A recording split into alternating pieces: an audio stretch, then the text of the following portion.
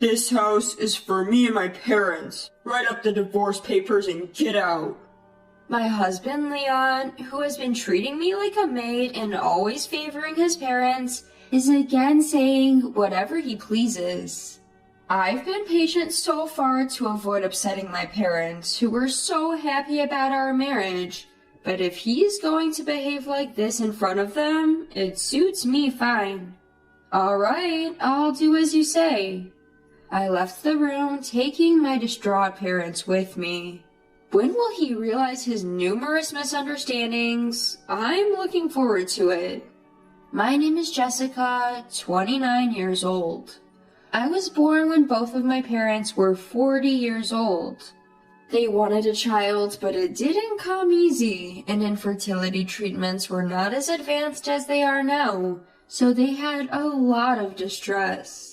Just as they were about to give up on having a child, that's when I came into their lives, and even now my parents still talk about it joyfully. Being the long-awaited child, I was doted on immensely by my parents. Even when looking at my childhood photos, I can feel the love my parents had for me. Although my parents were not wealthy, they always celebrated events like my birthday, Easter, and my kindergarten graduation in a grand manner. They were also very supportive of my studies.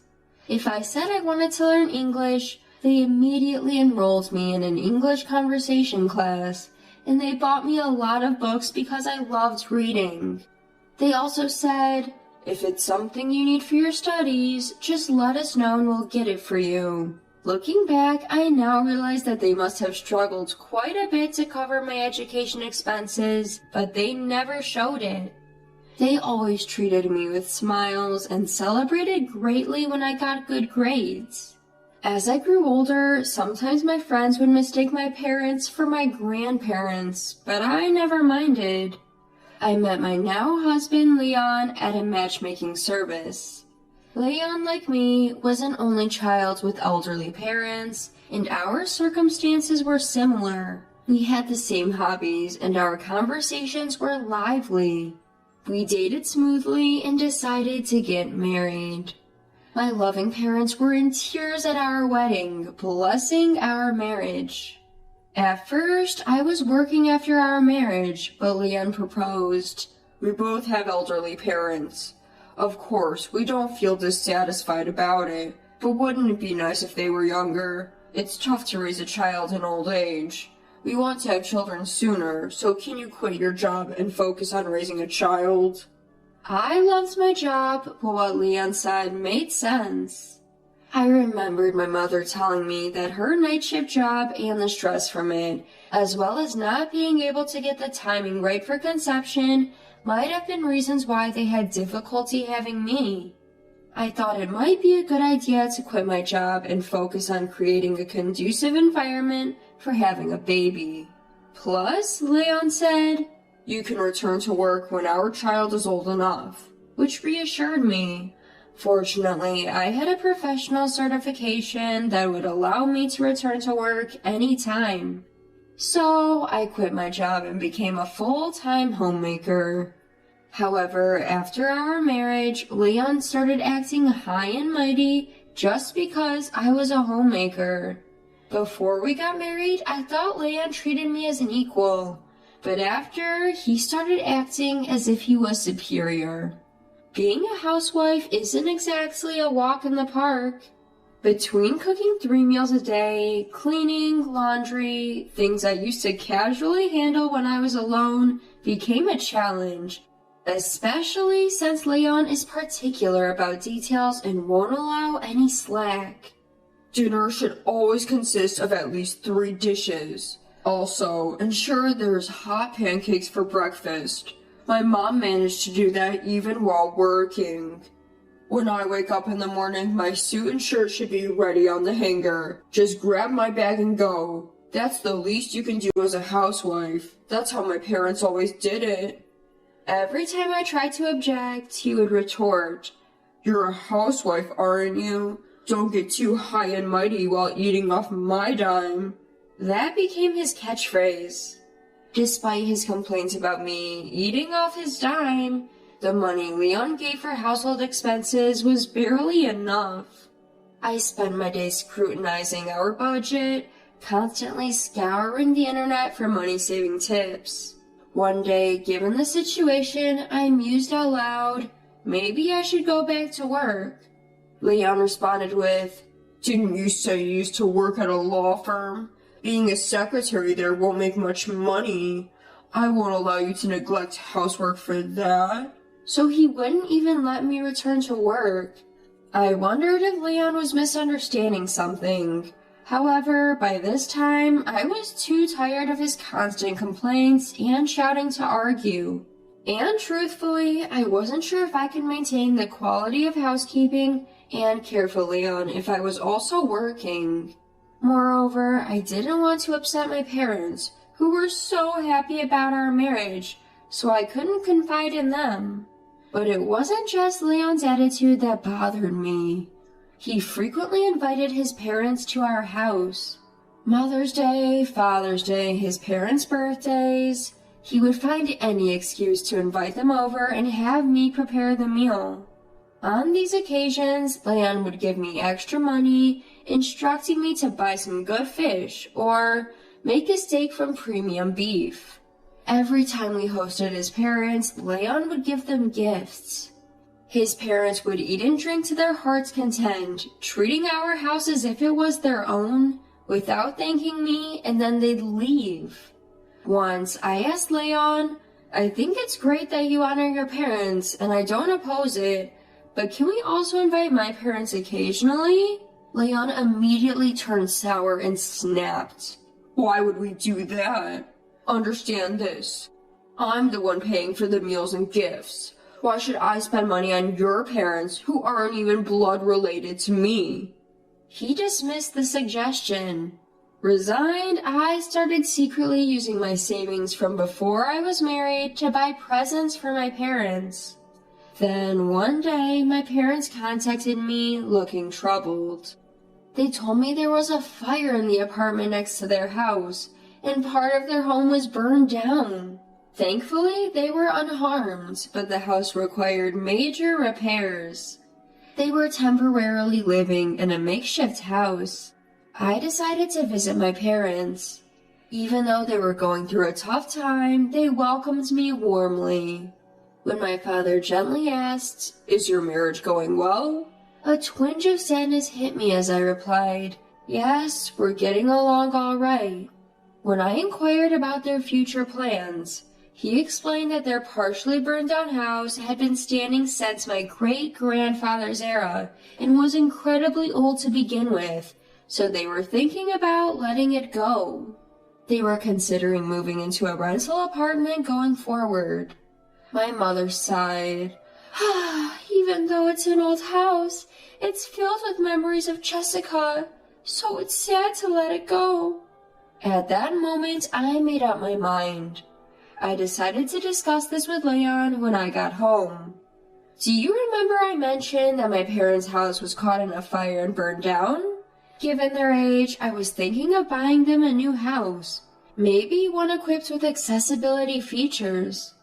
Leon curtly retorted, "Huh? Where's the money coming from? I'm not putting in a dime." Just as I'd expected, I replied, "I'm not planning on building a mansion, so it won't be a burden on you. I intend to use my savings for my single days." Leon pondered for a bit, then casually responded, "Guess even a law firm clerk can save that much. Well, if you're not using my money, then it's fine." So I decided to give my parents a house. I felt it was high time I paid back their kindness. Several months later, "Leon, I'm helping my parents move tomorrow," I told him. Leon replied, "All right, I got it. But don't neglect your house chores," then retreated to the bedroom. The next day, I went to help my parents move. Unbeknownst to me, a group of individuals had begun tailing me at that point. We carried my parents' belongings into the house, and we were relaxing in the living room. We were all filled with joy at being together as a family after so long. But then Leon and my in-laws suddenly barged in. While we stared in bewilderment, Leon declared, "From today, this is my house." I was taken aback by Leon's sudden appearance. "Why are you here?" When I asked this, he haughtily replied, "I heard you were moving today, so I followed you." When I responded, "What? My house? What are you talking about? I don't understand." Leon stated, "I've been supporting you all this while. Just marrying someone as clueless as you is something you should be grateful for. My parents have always eaten your terrible cooking with patience. Now it's your turn to return the favor." What a repulsive man. As I stared at him in silence, Leon continued, "I've canceled the lease on our apartment. Take your stuff and get out." At that moment, my confused father started to say, "Leon, this house." But I stopped him from speaking. Strangely calm, a plan was taking shape in my mind. Instead of my father, I said, "This house is our home, my parents and me. What are you talking about?" When I relayed that, Leon replied laughing, "Don't you understand English? I'm saying the house you bought was my house all along. This is now my parents' house and mine. Oh, I also left divorce papers at home. You be sure to submit them." Ignoring my parents' attempts to speak, I told him, "All right, I will follow your instructions." Then I asked the movers to reload the truck we had just unloaded, instructing them on what to do. As this happened, another truck arrived, carrying Leon's and his parents' belongings. I reassured my unsettled parents by saying, "I will explain everything later. Just follow my instructions for now." We then left the house together. During our ride, I explained to my parents what was going on. "Listen, I've kept quiet about this until now." Once they heard everything, they understood and praised my actions. It reminded me of the joy I felt as a child when I was praised by my parents. A few weeks later, I got repeated calls from Leon. Reluctantly, I answered the phone. Without waiting for my hello, Leon shouted, "Hey, isn't this the house you bought? Someone just told me they're going to call the cops if I don't leave." "Yeah, that's correct. So when you said that house was ours, I was taken aback. That rental was your house, huh?" I replied, laughing. This made Leon absolutely livid. "Hey, quit mocking me. Just explain it. Wasn't that house bought for your parents?" Then I explained everything to Leon step by step. The house that I had bought for my parents was under renovation after the purchase. However, the day before moving in, the renovation company told us, due to our mistake, the work will not be finished on the scheduled date. It was entirely the renovation company's fault. Since they had contacted us in the evening, it was too late to cancel the movers. The renovation company, taking responsibility for their mistake, arranged a rental house for us to live in until the real house was ready. It was a model home that had finished its exhibition period. We planned to live there until the renovations were completed, but Leon and his parents moved in by mistake. When my parents tried to clarify, I decided to get revenge based on Leon's terrible misinterpretation. After that, I stored all of our belongings in a rented storage unit and lived in a hotel with my parents.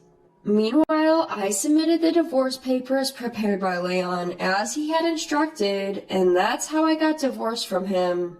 My parents told me you should have consulted us sooner. However, I think things turned out for the best. I was able to spend time with my parents and managed to divorce Leon. Now, I'm living with my parents in our newly renovated house. I've deliberately not shared our new address with Leon, so he has no idea where we live. Leon once asked me, "But how are you going to support yourself without me? You are just a stay-at-home wife, right?" With a sigh, I answered, You know, I didn't expect you to be under this misconception for so long, but my profession is a lawyer, you know? Huh? Leon seemed shocked and responded with a confused reply. When I first met Leon at a matchmaking service, he asked me what I did for a living. I told him that I worked at a law firm. He assumed I was a secretary. I let him believe that because when I'd previously mentioned being a lawyer, people often remarked how stuffy it sounded or how they didn't like being corrected based on the law. I hadn't imagined he'd continue to mistake me for a secretary after that. It showed how little interest he really had in me. I guess Leon wanted a housewife more than a partner. I think the reason he asked me to be a stay-at-home wife was just that. I bought the house with the savings I had from my time as a single lawyer. If you explain that, well, we're married, so I should have a claim to the property. I responded, the savings I had before marriage are mine, and they're not subject to property division. If you have a problem with that, we can go to court, but I'll win, of course. Hearing this, Leon fell silent on the other end of the phone. I ignored such remarks from Leon, saying, well then, goodbye, be nice to your beloved parents. And with that, I hung up the phone. I heard about what happened next through a fellow attorney who used to be my colleague. Leon kept contacting me, unable to accept the situation, so I reluctantly decided to communicate with him through my attorney. Leon was insisting on me returning the money we had spent during our married life. However, after discussions through the lawyer, he understood that it was not feasible and seemed quite disappointed. That's expected. After all, I became a stay-at-home wife because Leon asked me to, and it's a husband's duty to provide for his family. I did everything that I should have as a homemaker, and I didn't fall short. Leon had terminated our apartment lease himself, leaving him with no place to stay. Currently, he has moved back into the small condo where his parents lived, and the three of them are living there, uncomfortably crammed into the small space. Leon had virtually no savings. He had a low salary, and yet he made me stay at home, only gave me the bare minimum for living expenses, and spent the rest of the money on his hobbies and gifts for his parents. Despite this, Leon was starting to desire a larger house. He seemed to have come up with this plan when I mentioned to my parents that I wanted to buy a house. Needless to say, it failed spectacularly. Even if it weren't a temporary home, assuming that we would leave quietly is just stupid. It's pathetic to realize how naive my ex-husband was. Leon is now tired of caring for his parents in the cramped condo, and he has been pressing for reconciliation many times. Now that he knows I'm a lawyer, of course I've been ignoring him. I'm currently enjoying my time in my new house with my parents.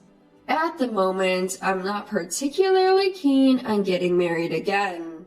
However, a fellow attorney who I worked with during my divorce from Leon has been showing some interest. I am considering being a bit more positive about it, perhaps to give my beloved parents the joy of seeing their grandkids sooner.